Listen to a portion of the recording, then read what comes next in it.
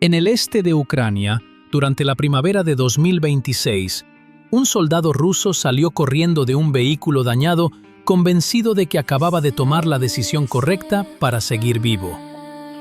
El motor había quedado inutilizado, el interior se había llenado de humo y quedarse ahí parecía una sentencia. Bajó, corrió unos metros, buscó instintivamente algún desnivel, una zanja, cualquier cosa que pudiera separarlo del siguiente impacto. Pero unos segundos después, otro dron lo encontró. Luego apareció otro. Lo que siguió no fue un ataque aislado, sino una secuencia pensada para no dejar margen a una segunda oportunidad. En sectores como Limán y Zaporilla, escenas parecidas han dejado de ser excepcionales. Cada vez se parecen más a una rutina brutal. Lo que antes era instinto de supervivencia, ahora puede convertirse en exposición. Lo que antes ofrecía una posibilidad de salvarse, como abandonar un vehículo alcanzado, ahora puede atraer una amenaza todavía más precisa. Y detrás de esos momentos hay un cambio más silencioso, menos visible que una gran ofensiva o que la caída de una ciudad, pero decisivo para entender cómo se está peleando esta guerra. Lo que se ve en el campo de batalla ya no es simplemente un dron que golpea y desaparece.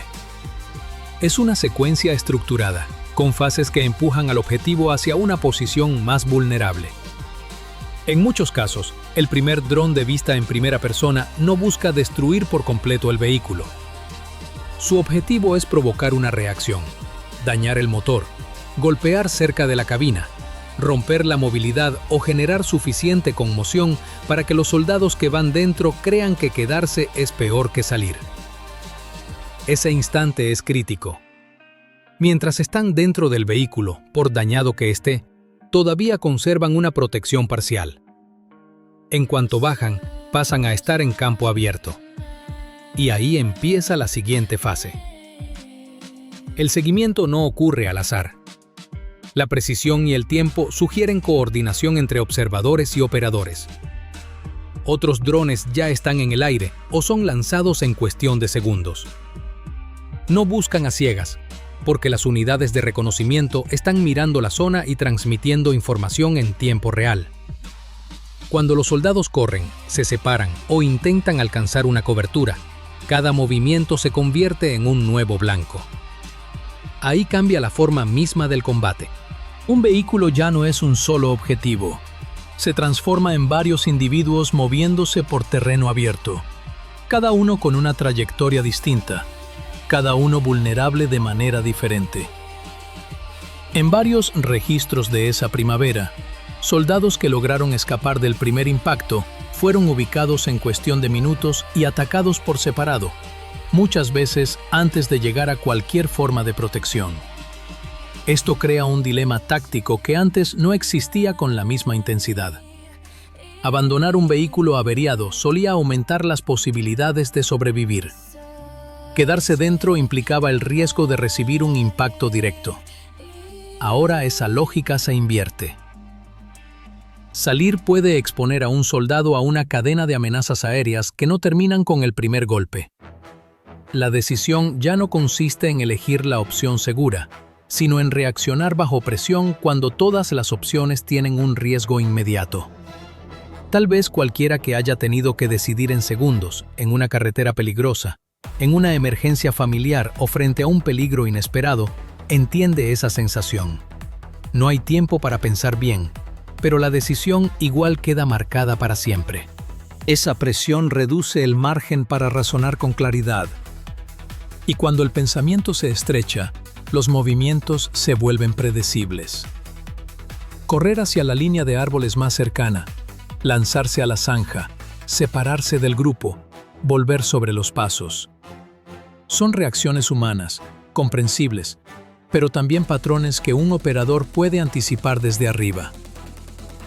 Otro elemento central es que el enfrentamiento ya no termina con el primer contacto. Lo que parece un solo ataque es, en realidad, el inicio de una operación por capas. El vehículo es golpeado, la infantería sale, los drones siguen el movimiento y los ataques posteriores continúan hasta cerrar la situación.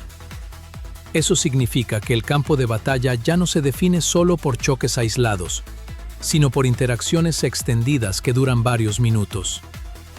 Durante ese tiempo, el control se mantiene desde el aire. El operador del dron, apoyado por reconocimiento, moldea el combate de principio a fin, mientras los soldados en tierra quedan forzados a reaccionar con opciones cada vez más limitadas. El dron deja de ser una herramienta que entrega un golpe y se retira. Se convierte en parte de un sistema que detecta, desorganiza, persigue y remata. Cada fase se conecta con la siguiente sin una pausa clara. El resultado es un campo de batalla más fragmentado. Cada movimiento crea un nuevo punto de ataque. Cada intento de escapar puede activar otra respuesta. Visto en conjunto, este patrón muestra que los drones de vista en primera persona están siendo usados como parte de un sistema organizado de eliminación, no como armas aisladas. La coordinación entre el primer impacto, la vigilancia y los ataques sucesivos revela un nivel de integración que va mucho más allá del uso simple de pequeños drones. La eficacia no viene de un aparato en particular, sino de cómo varios elementos se conectan en una sola cadena operativa. Una vez que esa cadena está en marcha, el siguiente paso no es solo atacar soldados o vehículos, es ampliar el campo de batalla hacia todo lo que permite que una unidad siga funcionando. El cambio más importante no está únicamente en cómo atacan los drones, sino en qué eligen atacar. La lista de objetivos se ha expandido claramente más allá de combatientes y blindados. Ahora incluye elementos pequeños, a veces casi invisibles para quien imagina la guerra solo como tanques, artillería y trincheras grandes.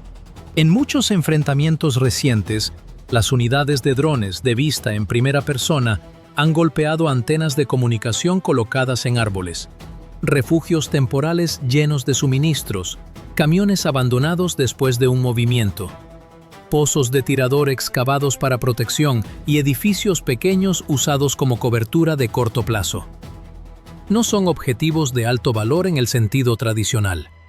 Sin embargo, aparecen una y otra vez en las imágenes de ataques. Eso sugiere un cambio deliberado de prioridad, no una selección accidental. La razón se entiende cuando esos objetivos se ven juntos. Forman lo que podría llamarse la infraestructura blanda de la guerra en la primera línea. Sin ella, incluso unidades bien equipadas empiezan a funcionar peor. Una antena de comunicación no es solo un objeto técnico. Es el enlace que conecta a una unidad con el mando. Cuando ese enlace desaparece, la coordinación empieza a romperse. Un refugio no es simplemente un lugar para descansar. Es una capa de protección contra observación y ataque. Sin él, la exposición aumenta. Los suministros cerca del frente no son solo cajas o combustible. Son la capacidad de seguir combatiendo con el paso de las horas. Cuando se destruyen, la resistencia operativa cae rápido. Esto produce una reacción en cadena que al principio no siempre se ve. La destrucción de un solo blanco pequeño puede parecer poco importante, pero el efecto acumulado es mucho más serio.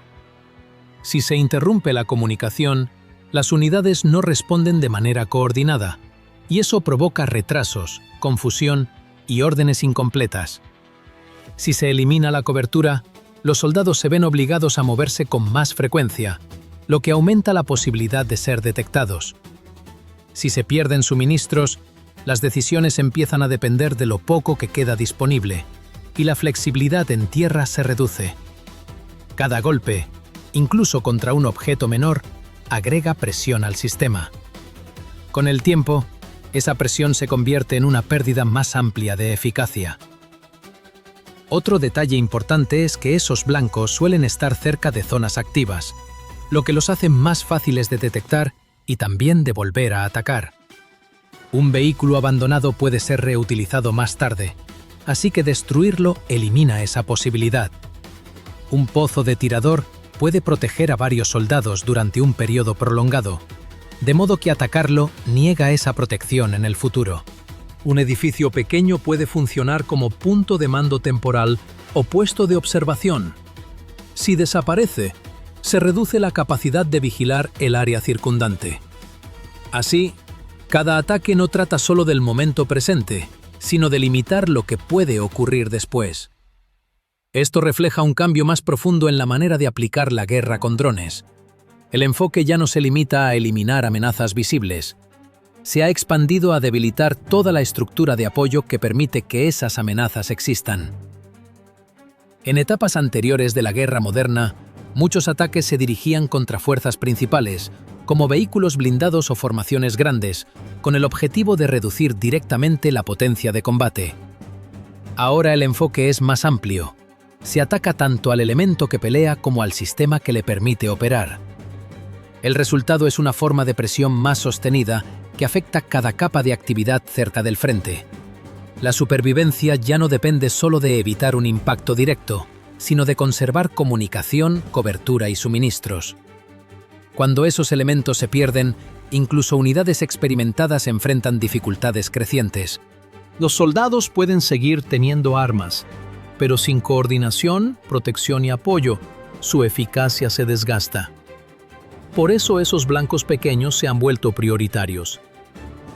Individualmente pueden parecer reemplazables, pero cuando se pierden en conjunto, crean un vacío mucho más difícil de cerrar.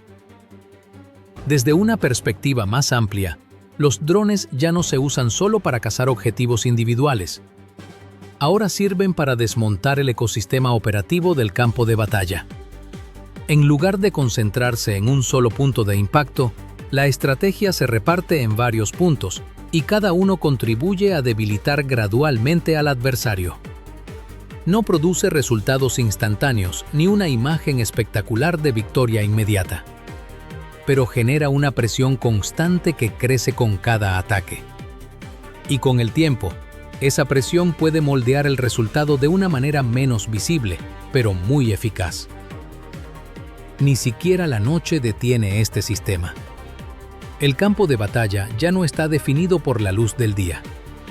En zonas como Limán, la actividad de drones continúa después del anochecer y convierte la oscuridad en otra capa de riesgo, no en una protección. Informes e imágenes de la primavera de 2026 muestran casos repetidos de vehículos que se movían tras la puesta del sol y fueron detectados y golpeados. También muestran a soldados que intentaban reposicionarse a pie y fueron seguidos por terreno abierto, incluso sin luz visible. Eso marca un giro claro respecto a patrones anteriores, cuando el movimiento nocturno se usaba con frecuencia para reducir la exposición. Ahora, esa misma ventana de tiempo parece servir para ubicar y atacar objetivos que creen ser menos visibles. El cambio es posible por la combinación de cámaras térmicas y presencia continua de vehículos aéreos no tripulados. Juntas, esas dos capacidades eliminan gran parte de la ventaja que antes ofrecía la oscuridad. Los sistemas térmicos no dependen de la luz. Detectan firmas de calor. El motor de un vehículo, una persona en movimiento o incluso un refugio ocupado poco antes pueden destacarse con claridad frente al entorno. Al mismo tiempo, los drones no operan solo en salidas aisladas. Funcionan en un patrón más persistente, donde al menos una plataforma permanece en el aire o lista para despegar, manteniendo cobertura sobre sectores clave. Eso crea una forma de vigilancia que no se detiene. Y cuando se combina con una capacidad rápida de ataque, permite golpear casi a cualquier hora. Esta presencia continua cambia el comportamiento de los objetivos. Moverse se vuelve más difícil de administrar. Un vehículo de transporte que avanza de noche todavía puede ser identificado por su calor y seguido hasta que aparezca una oportunidad de ataque. Pequeños grupos a pie pueden ser rastreados por temperatura corporal y movimiento. Refugios que antes permitían descansar después del anochecer también pueden volverse visibles si conservan calor o muestran señales de uso reciente. En términos prácticos, métodos tradicionales para evitar la detección, como esperar la noche, ya no ofrecen el mismo nivel de seguridad. El resultado táctico es que ya no existe una hora claramente segura. Eso afecta la manera en que las unidades planifican sus acciones. Sin un periodo confiable para moverse o reagruparse, las fuerzas quedan empujadas a ventanas de decisión más cortas, donde el tiempo debe ser preciso y cualquier retraso aumenta el peligro. Una unidad que duda puede perder la oportunidad de reubicarse con seguridad. Una que se mueve demasiado pronto puede exponerse antes de que las condiciones sean favorables. El margen de error se estrecha, y esa presión recae tanto sobre la planificación como sobre la ejecución. El impacto psicológico es igual de importante. La exposición constante genera una fatiga que se acumula y afecta el rendimiento de formas sutiles pero decisivas. Cuando los soldados ya no pueden confiar en la noche para reducir la presión, sus ciclos de descanso se rompen. Eso produce reacciones más lentas, menor atención y más posibilidades de cometer errores. Un detalle pequeño, como escoger una ruta equivocada o detenerse en un lugar demasiado abierto, puede convertirse en algo grave cuando hay drones cerca, porque la detección puede llegar rápido y sin aviso. Con el tiempo, el estrés deja de limitarse a los momentos de contacto. Se vuelve una condición permanente que moldea el comportamiento. También afecta la toma de decisiones en todos los niveles. Los mandos deben operar sabiendo que sus unidades pueden ser observadas en cualquier momento, y eso limita la flexibilidad. Los planes que dependen del ocultamiento o de movimientos retrasados se vuelven más difíciles de ejecutar. La coordinación se complica cuando la comunicación debe equilibrarse con el riesgo de ser detectado. Al mismo tiempo, los individuos en tierra deben decidir más rápido y con menos certeza, lo que aumenta la probabilidad de patrones predecibles que pueden ser explotados desde arriba. En ese sentido, el dron no es solo una herramienta de ataque. Es un factor que influye en la forma en que las personas deciden bajo presión. Cambia la relación con el tiempo. La diferencia entre día y noche pierde importancia, y el centro de la guerra pasa a ser la exposición continua. No hay un solo momento decisivo. Hay un desgaste constante que erosiona la capacidad física y la resistencia mental. Y a veces, ese proceso puede ser tan importante como el resultado de un combate directo. Mientras los soldados intentan adaptarse a esa exposición permanente, las tácticas siguen evolucionando y hacen que moverse sea todavía más peligroso. Una nueva capa ha empezado a aparecer en el campo de batalla. Drones que ya no se usan únicamente en movimiento, sino que son colocados en posición y dejados a la espera del momento adecuado para atacar. En varios casos registrados durante la primavera de 2026, unidades de drones de vista en primera persona aterrizaron sus aparatos cerca de rutas, caminos de suministro o puntos probables de entrada. En lugar de atacar de inmediato, mantuvieron la posición hasta que apareció un objetivo. Este método convierte al dron en un sistema de emboscada. Elimina la advertencia que normalmente provoca el sonido o el movimiento de una aeronave acercándose. El efecto es inmediato y amplio. Áreas que antes parecían seguras pueden estar comprometidas sin ninguna señal visible. Un camino que no se ha usado durante horas puede seguir cubierto. Una vereda que conduce a un refugio puede estar vigilada. Una línea de suministro que parece despejada puede contener una amenaza escondida con anticipación. Cuando comienza el movimiento, la respuesta es instantánea y el golpe llega en el momento en que el objetivo está menos preparado. Esto elimina el tiempo de reacción. No hay aproximación evidente, no hay zumbido creciente, no hay una segunda oportunidad para cambiar de rumbo. La presión es distinta porque la incertidumbre entra en cada decisión relacionada con el movimiento. Los soldados ya no pueden asumir que el riesgo viene solo de la observación activa desde el cielo. También deben considerar que la amenaza quizá ya está esperando en tierra. Eso obliga a moverse más despacio, con más cautela y en tramos más cortos entre pausas. A su vez, afecta la velocidad con que las unidades pueden reposicionarse o reabastecerse. Cada paso se toma con la idea de que podría activar un golpe oculto. Al mismo tiempo, las prioridades de ataque se expanden en otra dirección. En regiones como Zaporilla, los ataques con drones se enfocan cada vez más en las tripulaciones de vehículos aéreos no tripulados y en los refugios desde donde operan. Estos blancos quizá no parezcan tan importantes como un blindado o una concentración de tropas, pero cumplen una función crítica. Una tripulación de drones controla observación, ataques directos y conocimiento del entorno. Su refugio ofrece protección y una base para operaciones continuas. Cuando esas posiciones son identificadas y destruidas, el impacto va más allá de la pérdida de personal. Sin operadores entrenados, los drones no pueden ser guiados con precisión. Sin lugares protegidos, los equipos no pueden mantener presencia durante mucho tiempo. Sin coordinación, las unidades individuales pierden capacidad para compartir información y responder rápido. En términos prácticos, eliminar una sola tripulación puede reducir la cobertura sobre un área más amplia, creando vacíos difíciles de llenar de inmediato. Este enfoque revela una comprensión más profunda de cómo funciona la guerra moderna. No se busca solo destruir lo visible, sino debilitar la capacidad del adversario para observar, decidir y actuar.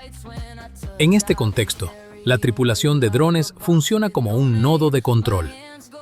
Cuando ese nodo desaparece, toda la red se vuelve menos eficaz. Por eso estos blancos ahora son priorizados. Su valor no es solo táctico, también es operativo. Y muchas veces estas acciones se combinan.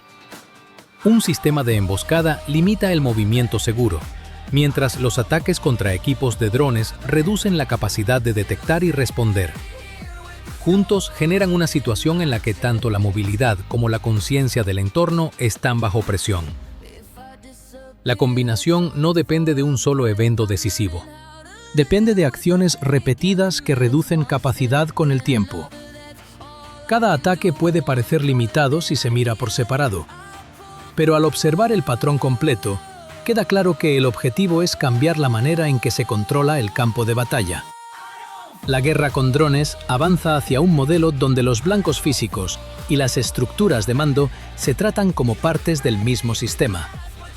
El foco no está solo en lo que se puede ver, sino en lo que permite actuar detrás de escena.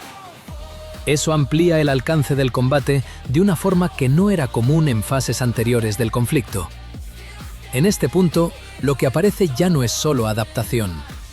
Es un sistema con funciones especializadas y una lógica económica muy clara. Lo que destaca no es únicamente la presencia de drones, sino la manera diferenciada en que se usan. Los drones kamikaze están diseñados para el impacto directo. Suelen apuntar a puntos precisos: ventanas, escotillas, compartimentos de motor o soldados individuales moviéndose en áreas abiertas. Eso permite explotar zonas vulnerables difíciles de proteger. En contraste, los drones bombarderos llevan cargas pequeñas y las sueltan desde arriba. Son más adecuados para atacar pozos de tirador, refugios o grupos de infantería donde el golpe vertical puede alcanzar posiciones que de otro modo estarían cubiertas. Estos roles no se mezclan al azar. Trabajan de manera coordinada. Un tipo se concentra en seguir y eliminar movimiento. El otro presiona posiciones fijas. Usados juntos, crean un efecto por capas en el que ni moverse ni quedarse quieto garantiza seguridad. Un soldado solo puede ser atacado directamente. Un grupo que permanece en un refugio puede ser golpeado desde arriba. Las opciones viables en tierra se reducen. Pero el factor más crítico detrás de este modelo es el costo. La diferencia entre lo que se usa y lo que se destruye es grande y constante. Un dron de vista en primera persona suele costar desde unos cientos de dólares hasta cerca de $1000. Un vehículo blindado puede costar desde cientos de miles hasta varios millones, según el tipo y el estado. Eso significa que un sistema relativamente barato puede inutilizar o destruir un activo que requirió una inversión mucho mayor. Cuando esto ocurre una y otra vez, el impacto económico deja de ser un efecto secundario y se convierte en parte de la estrategia. Esa diferencia se refuerza con la capacidad de producción.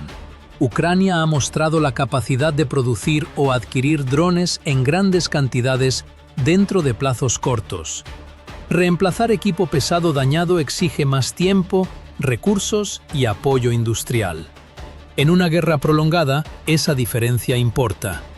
El lado que puede sostener sus herramientas con mayor facilidad obtiene una ventaja de largo plazo, incluso si cada enfrentamiento parece limitado. Con el tiempo, las pérdidas repetidas de equipos valiosos generan una presión difícil de compensar rápidamente. Desde una perspectiva más amplia, esto refleja una forma de guerra asimétrica en la que la eficiencia no se mide solo por el resultado táctico, sino por la relación entre costo y efecto. El objetivo no es ganar un solo intercambio, sino crear un patrón en el que cada acción cause más desgaste al adversario que al atacante. No depende de una fuerza abrumadora, sino de la aplicación constante de herramientas pequeñas que juntas cambian el equilibrio con el tiempo. Cuando costo, escala y persistencia se combinan, el resultado no es solo éxito táctico, sino una nueva forma de guerra que se despliega lentamente. Lo que muestran estas imágenes es una realidad dura para las fuerzas rusas. Los drones ya no destruyen solo vehículos. Están convirtiendo cada movimiento de supervivencia en otro riesgo. Primero golpean un camión. Luego rastrean a los soldados que huyen. Después atacan refugios, pozos de tirador, puntos de suministro y enlaces de comunicación, uno por uno. Eso significa que Rusia no solo pierde equipo, también pierde los pequeños sistemas que permiten a sus tropas seguir vivas, orientadas y organizadas cerca del frente. Con el paso del tiempo, esa presión debilita la capacidad de combate, desgasta la moral y hace que moverse parezca peligroso incluso antes de que llegue el siguiente ataque. Ya no es la imagen antigua de una gran batalla que decide el terreno en una sola jornada. Es una molienda lenta y constante, donde cada ruta expuesta puede convertirse en una trampa. Y ahí queda la pregunta incómoda, de esas que no tienen una respuesta limpia. Si un soldado permanece dentro del vehículo, puede morir con él. Si sale corriendo, puede ser cazado desde el aire. En una guerra así, ¿qué decisión puede llamarse realmente correcta?